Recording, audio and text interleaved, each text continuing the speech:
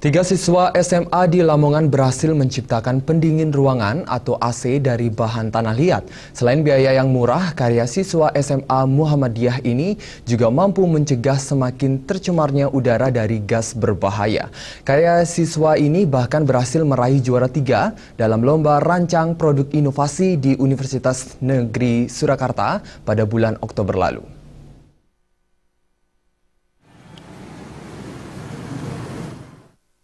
Untuk membuat pendingin ruangan atau AC tanah liat sangat sederhana.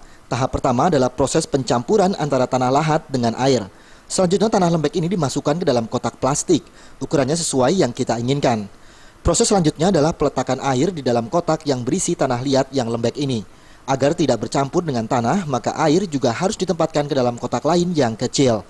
Air ini berfungsi menghasilkan udara yang dingin, sementara tanah lembek berfungsi mempertahankan udara yang dingin.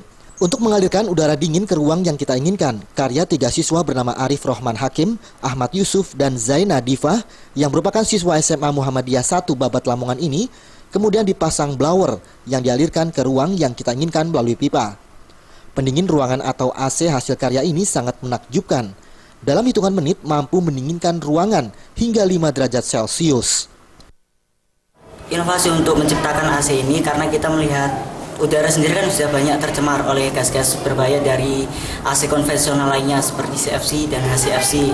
Maka kita juga melihat dari segi bahan baku yakni tanah yang ada di lingkungan kita ini kan sangat melimpah. Nah, kita memanfaatkan untuk menciptakan green teknologi. Salah satunya adalah AC yang kita buat ini. Kedepan pendingin ruangan hasil karya siswa SMA Muhammadiyah Babat 1 ini rencananya akan dikembangkan di tengah-tengah masyarakat. Karena selain tidak mencemarkan udara, biaya pembuatannya juga murah.